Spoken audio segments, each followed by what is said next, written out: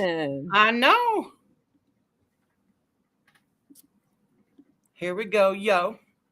Mr. Chairman, members of the committee, Matt Caddo, Senior Fellow in Public Policy with the American Kratom Association. I thank you for this opportunity to speak to this committee today. The American Kratom Association is a consumer-based organization. We advocate for more than 24 million people across America who use kratom responsibly and safely. Also for the hundreds of thousands here in Georgia that do as well. As you just heard from Jerry Keene, Jack Kingston say, 7-OH is the problem here. The focus of the federal government enforcement actions today, after extensive scientific reviews, is that natural kratom leaf is not the focus, it is 7-OH. And that's important, an important distinction that needs to be made. An advocate was writing an email on a Gmail program, and I've got a screenshot I'll be glad to share with you, talking about 7-OH when the Google program advised her that she should replace 7-OH with kratom. That is the problem that we're facing here, because it is too easy for people to think that they are taking natural kratom leaf products when they're actually taking 7-hydroxymetrogenine, which is a chemically manipulated and deliberately engineered opioid, masquerading as kratom, introduced into the marketplace as a kratom product. They misled millions of consumers into believing that they were purchasing a natural kratom leaf product. It is simply not true. And when you look at the federal websites, and I agree that they can be confusing, because when you talk about a drug, then obviously there is no approved drug therapy in the United States for the use of natural kratom leaf, or 7-OH for that matter, and therefore it is not an approved drug. We understand that, appreciate it. An important distinction is that under the Dietary Supplement Health and Education Act, dietary supplements and botanicals are in a separate category. They do not require clinical trials to prove safety, but there is a requirement that every manufacturer has a duty prior to market entry to demonstrate the safety of their products under the conditions of use, meaning labeling. And that is where kratom is regulated today. You heard that from Bob Durkin in your last hearing, a former deputy director of the Office of Dietary Supplements. For those that suggest that kratom is unregulated, it is not true. It is regulated. Now, can kratom products be regulated better? Yes.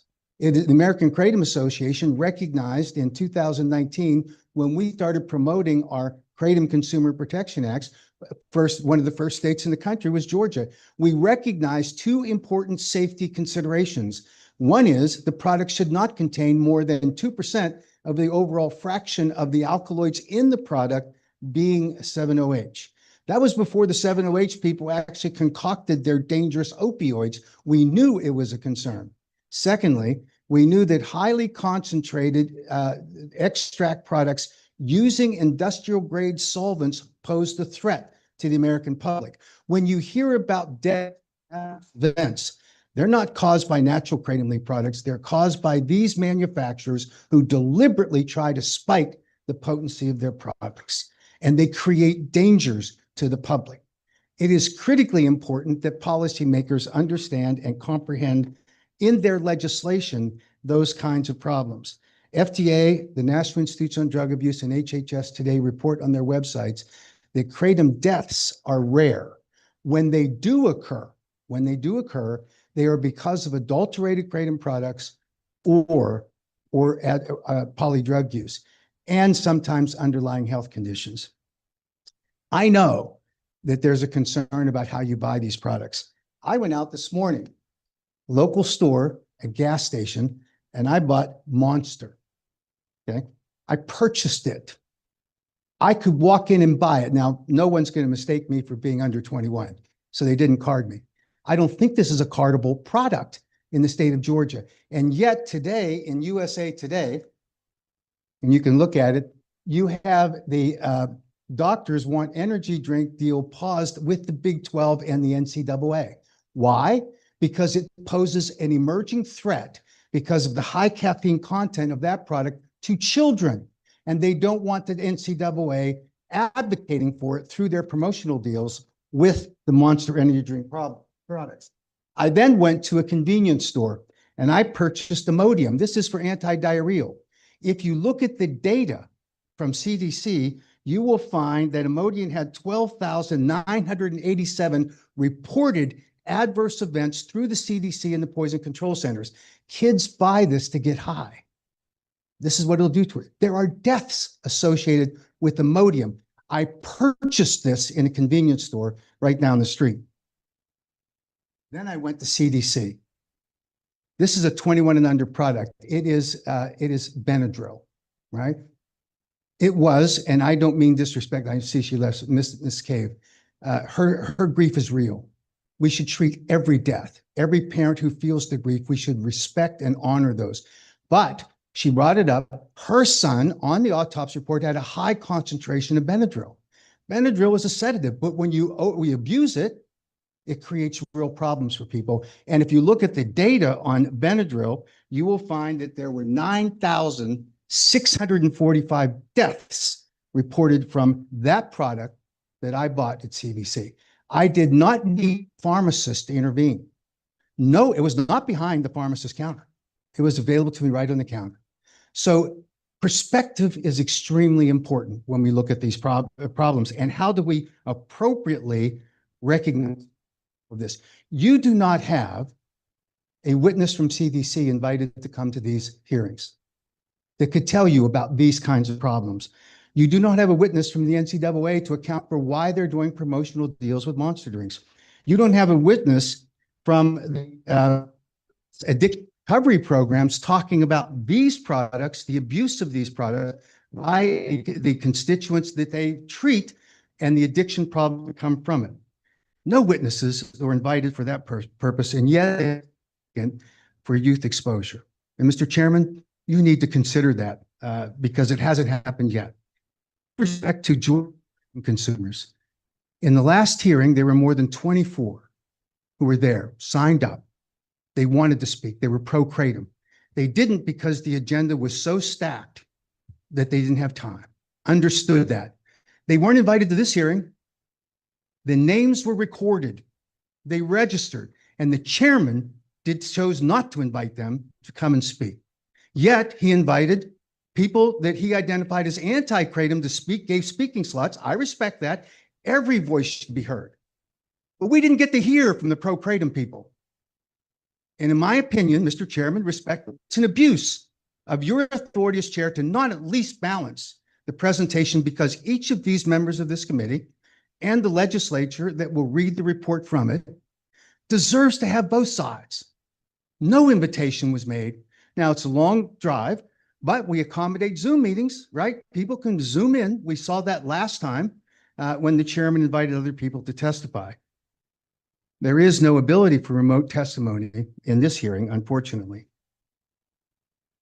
Chairman Townsend told me in the hallway that the thing about the AKA is that you are industry funded.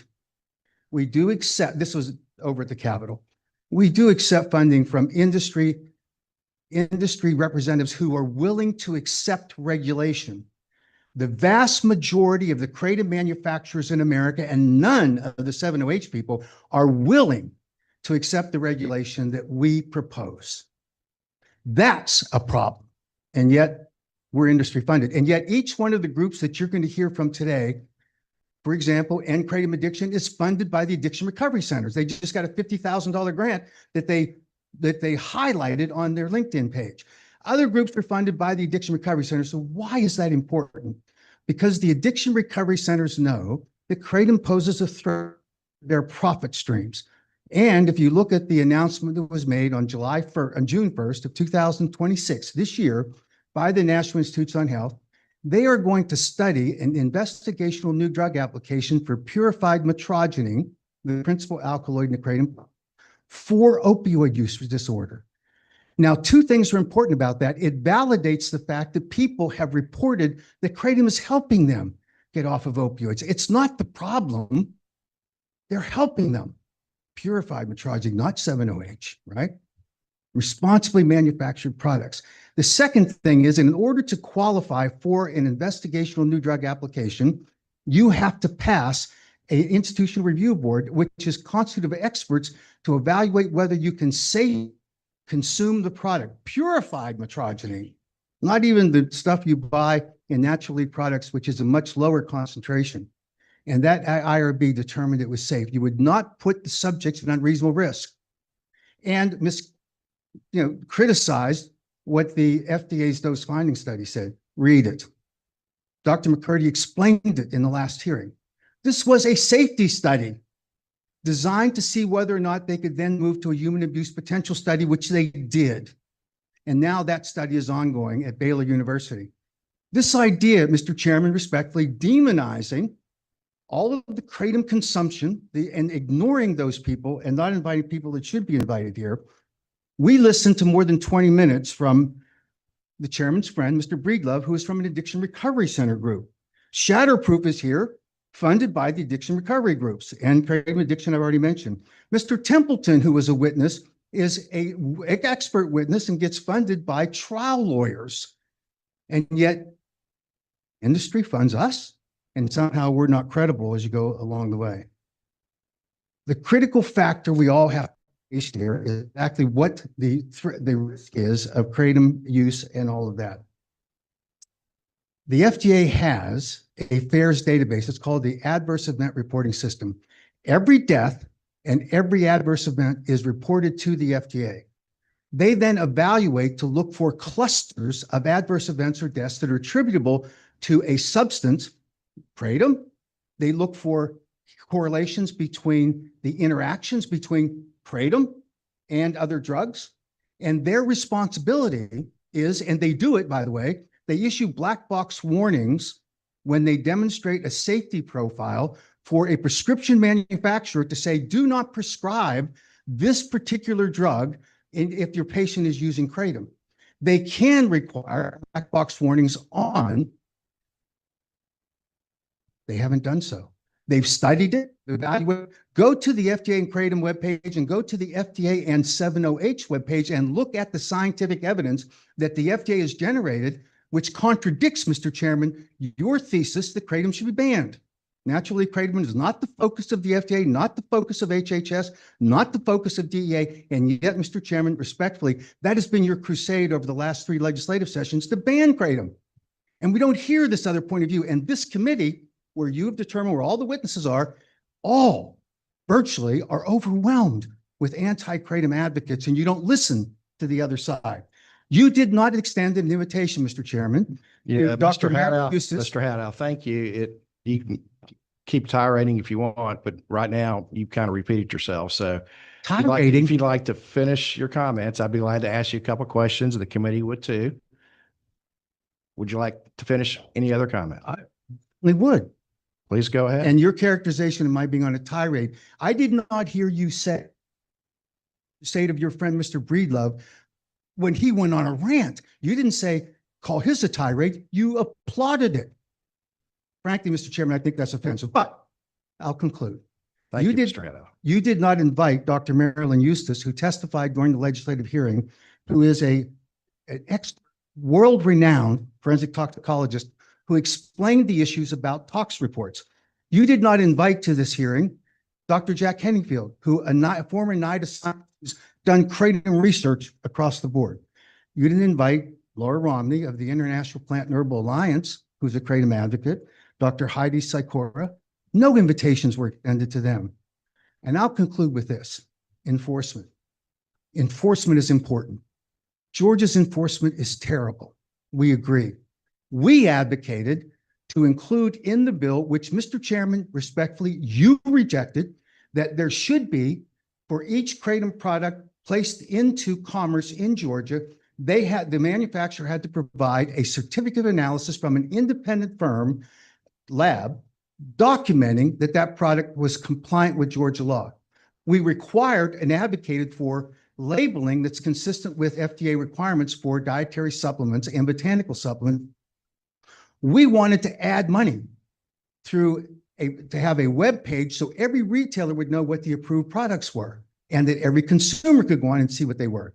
You rejected that, Mr. Chairman. We wanted to provide the money through a tax, an excise tax on kratom products to fund enforcement. And Mr. Chairman, you rejected it. So I'll conclude with this final Thank you. thing. Yeah. Mr. Thank you, Chairman, Mr. Haddow. Mr. Quick. Chairman, if I Go. could, What's that? we are filing a complaint with the speaker, which I'll give you each of them a copy of, because of the unfairness of how this has come. We do this with great regret. We want there to be a fair hearing because these members of this committee and the entire legislature should see a balanced perspective. This has been unfair. It's been biased. It's been completely for those kratom consumers who wanted to speak and couldn't, you didn't invite.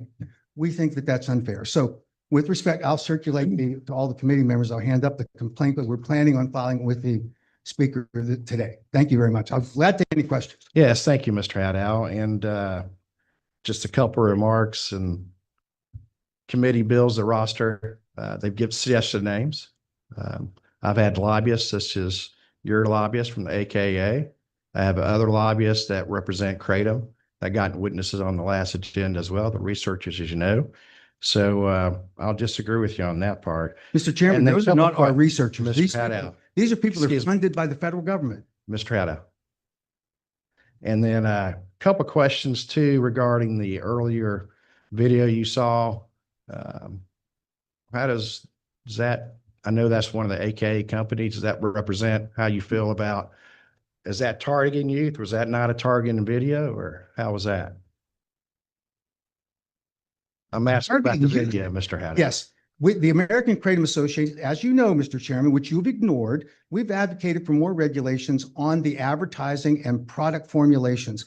I don't like some of those products, but take a look. What you didn't show, Mr. Chairman, you have the pictures of the 7-OH products which appeal to children, dozens of them. You won't show those because, again, you want this to be I about think natural this is kratom. where we've talked before. We have an agreement about 708s, that's for sure. But you But won't show also, those products Mr. that are Haddow. appealing to children. The meeting at special Yes. session, some of those packagings. Yes. Okay, let's move on. Yes. I mean, We're gonna move. talking about the exposure of kratom to young adults. I agree. Okay, let's focus on that. We've seen the packaging that you have talked about. It was in the meeting in a lab. So let's focus on what we're talking about here. And you're continuing to attack the chairman. Let's talk about the exposure of kratom. You can deal with your opinion of the chairman at some of the point, but we're here to talk about the subject matter. And yet you've yet to say a whole lot about it. So let's focus on this and you can take up the other issues at some other time. Representative Meeks, Thank you. respectfully, I understand. Mr. So Haddow. I was going to answer, I was answering Representative Meeks if I could. I know you don't want me to speak. Mr. Haddow, you're allowed. To Representative Meeks, I agree with you. Now, I submitted a PowerPoint and I will submit additional information that documents the science. We believe in the science. We think science should dictate public policy. We have advocated for that. We encouraged the chairman to allow some respected scientists funded over $100 million in NIDA funding went to the university. Well, most of that went to the University of Florida. They're engaged in this new study. We want science to dictate this, but we're not getting the voices aren't being heard. That's the only reason that we think this is unfair. That's all. We want you to have all this information as well. Okay, thank you, Mr. Haddow. That's where we agree to disagree on that point about the voices being heard. I believe they have been heard and they'll be heard in the future. So anyway, appreciate your testimony. If you do if we have other questions, but one of the things I do want to ask you too, besides that, is we keep going around two other topics. One, last time I checked, I'm quoting FDA now, consistent with FDA's practice with unapproved substances until the agency scientists can evaluate the safety effectiveness of kratom or components in the treatment of any medical conditions. FDA will continue to warn the public against the use of kratom for medical treatment. The agency will also continue to monitor emerging data trends to better understand the substance and its components. Kratom is not appropriate for use as a dietary supplement. I think we've heard that name quite a bit today. FDA has concluded from available information, including scientific data, that kratom is a new dietary ingredient for which there is inadequate information to provide reasonable assurance that such ingredient does not present a significant or an unreasonable risk of illness or injury, and therefore dietary supplements that are contain kratom are adulterated under section 402F ... So anyway, that's in the response to a little bit earlier. So there is a concern about that if some marketers are trying to say they're a dietary supplement or a food product. In the same way, Can I answer that? supporting you mentioned it earlier in the presentation, so I I'm just- just responding I to what want, you said. no, but I want to clarify what Last- you said because it's Last point incorrect. Before we have additional questions. Questions, regarding getting into the country legally. I know there's red flags, from customs. We've heard that testimony before. We've seen it in here, got documentation of it. And so that's a, like I said, multi-billion-dollar business. And we just want to make sure we keep things safe for Georgians, do it the right way, make sure it's labeled correctly. If it's regulated, we regulate it, we enforce it, and that's what we're looking at now. So I do appreciate your testimony and, Can I respond, questions? Mr. Chairman? I can respond to the FDA issue about dietary ingredients and supplements. I can respond to the import alert. well, I was Like, go ahead. responding to earlier comments. Well, no, I didn't got say the anything information about in front import of alerts, Mr. Chairman, respectfully, and I can answer I'm the asking FDA other issue. committee members at this time. If they So have you're not other going to let me questions. answer I that. have a question. Representative Corbett. Thank you, Mr. Chairman. Not sure I've ever seen a situation just like this where somebody's attacking the integrity of the chairman of the committee. So not sure that's a good strategy, but back to what we're talking about, we talked about it being regulated, Kratom being, highly regulated, but the enforcement part of it is not happening. How do we do the enforcement? What, in your opinion, to address the enforcement issue, what do we do? So thank you for the question.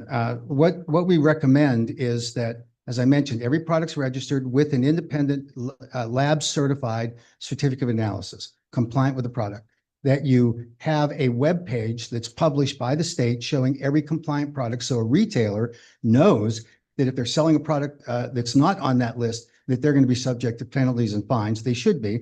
And it allows every consumer to know what the products are. So we think that's important, and fund the actual enforcement inspectors so that you can go out to the stores.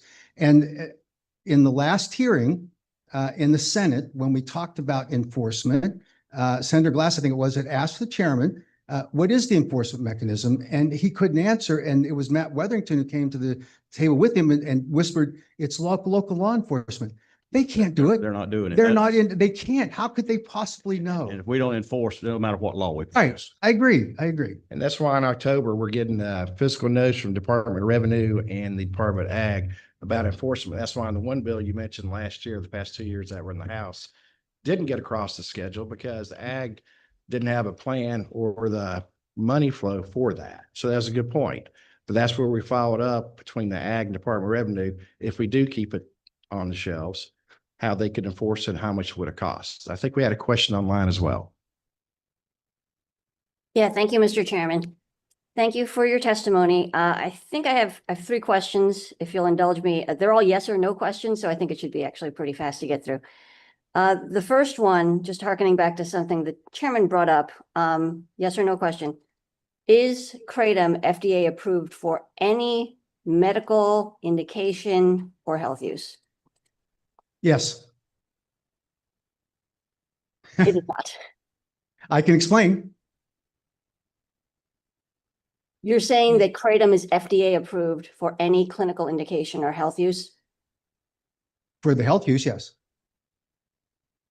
That's not what the FDA says. That's So- that's not correct. Under the respectfully, Representative, under the dietary supplement, dietary supplement health and DSHEA, I'm sorry, Health Education Act, there is a process where a Kratom manufacturer can submit to the FDA a new dietary ingredient notification.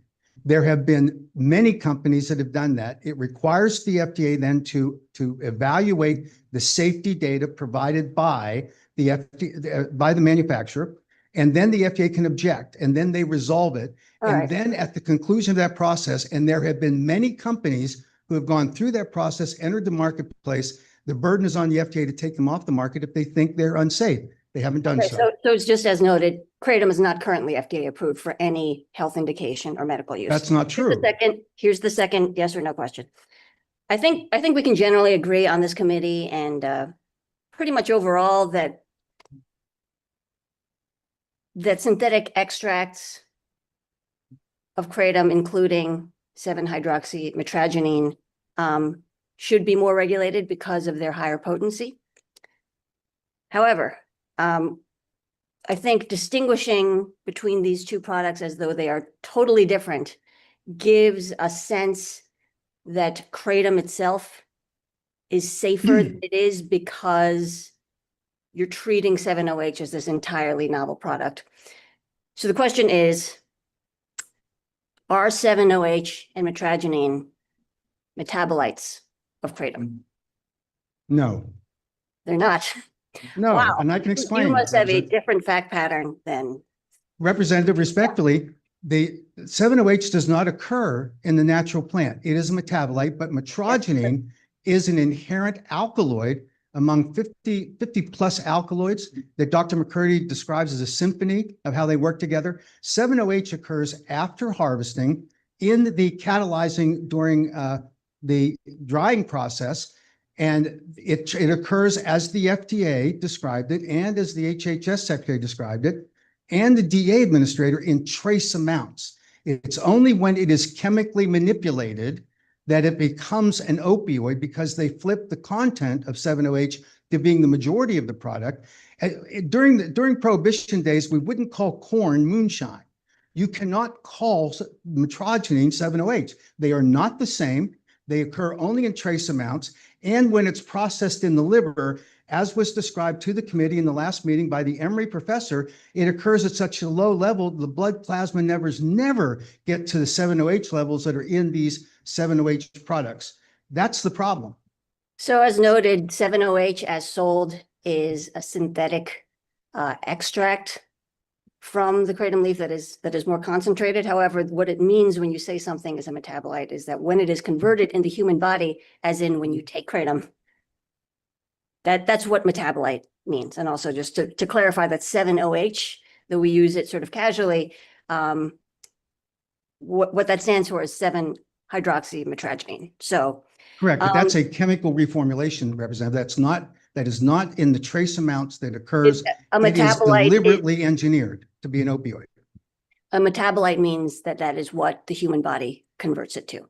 So do these metabolites have action at the opioid receptor?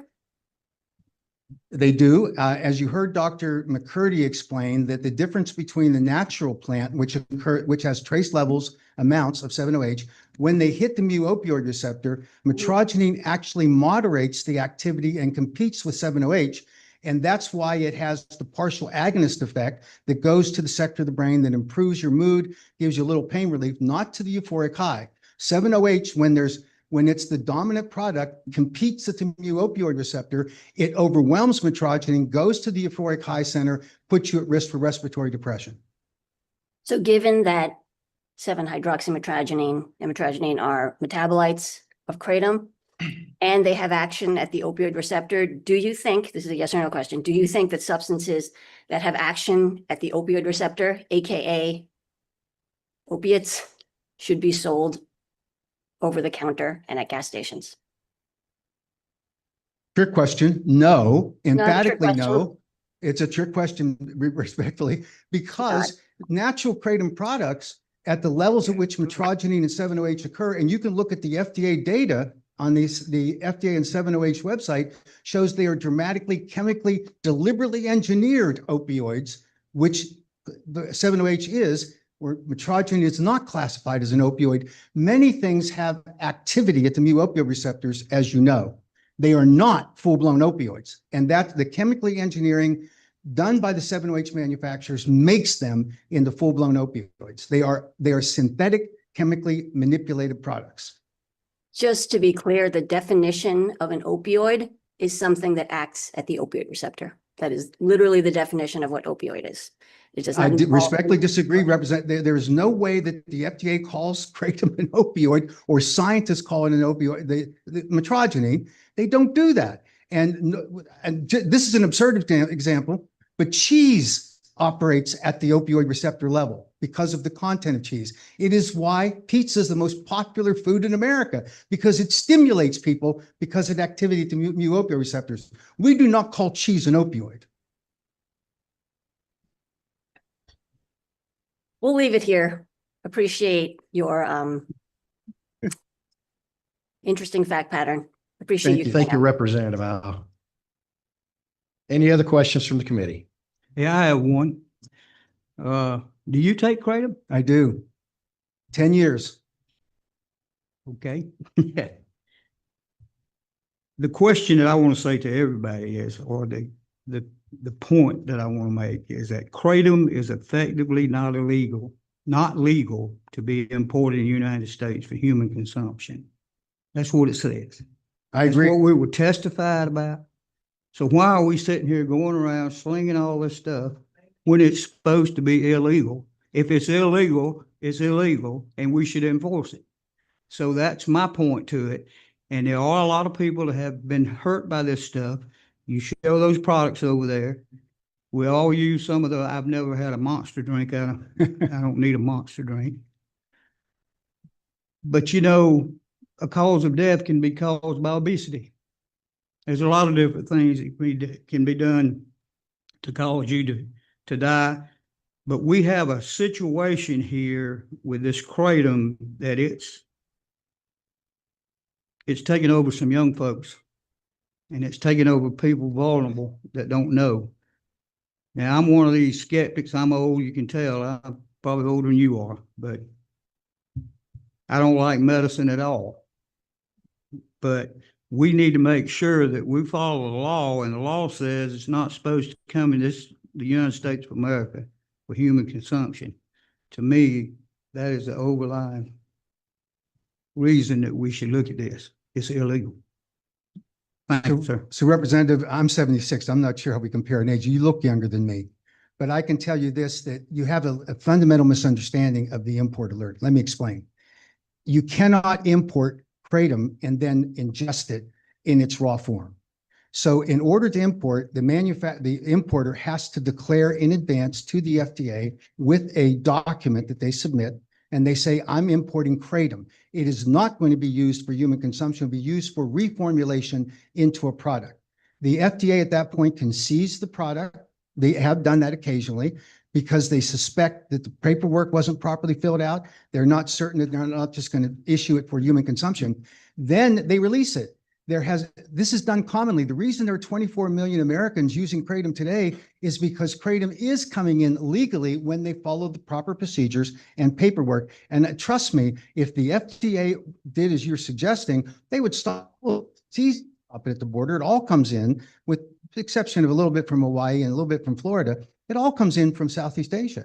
So this is not difficult, and it all comes in registered documentation. There have been bad actors who tried to evade that process, call it fertilizer, food dye, and they're using it just to sell to the powdered kratom to everybody without reformulating it. So that's why product COAs, certificate analysis, are very important along the way. It's not, as you suggested, illegal for kratom products to be imported into the United States. Okay. Thank you. Any other questions? Yep. Representative Meeks. Thank you, Mr. Chairman, and thank you for your comments.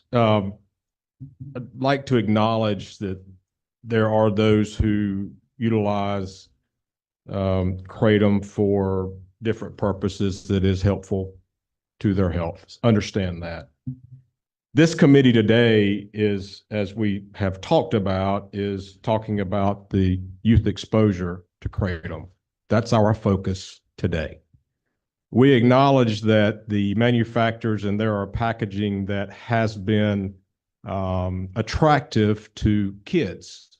We've seen it with other products that other committees have developed policy to regulate in our state. And given the health benefits that we hear that kratom can use to be treated, my question is simple. It ain't a trick question.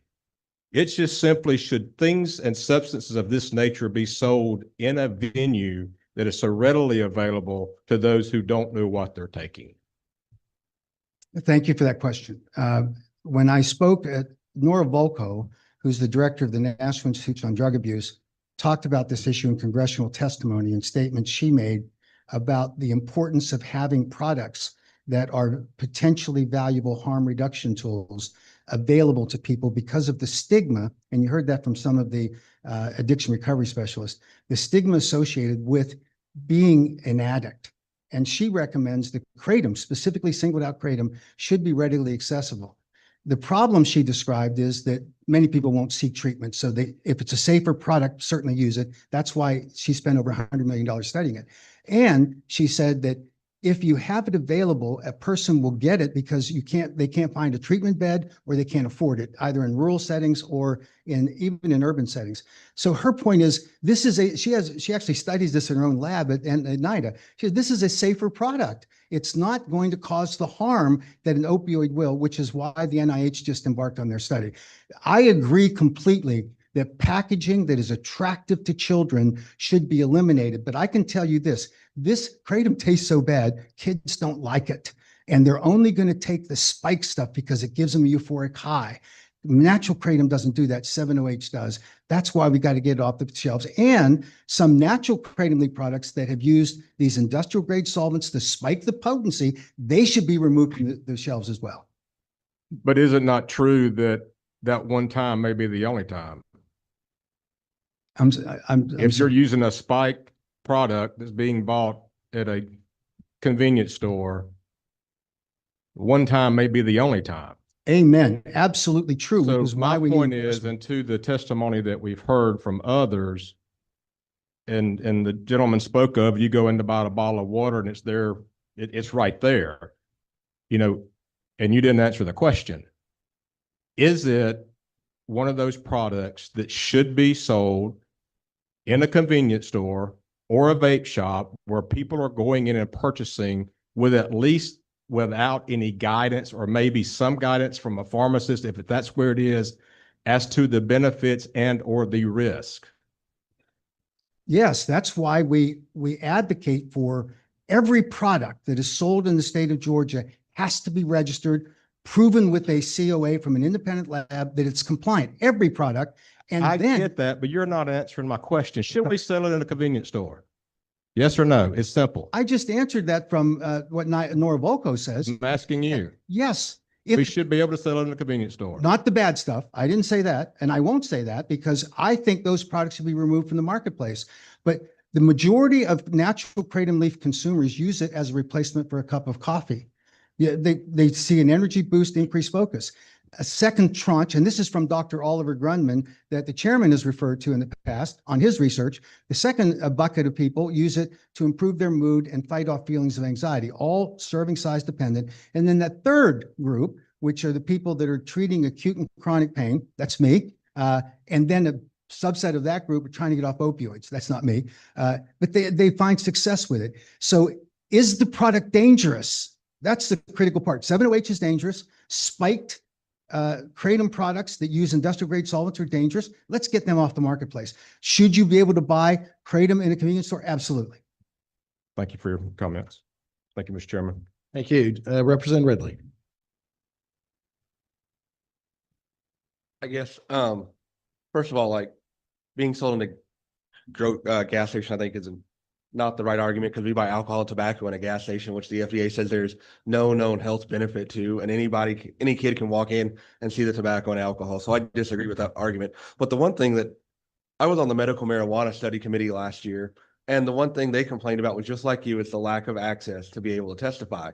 But when the lobbyists did testify and took the time like you are right now, they had 3 or 4 advocates with them and split their time with them on why this was beneficial. They drug up the crying child who no longer had seizures.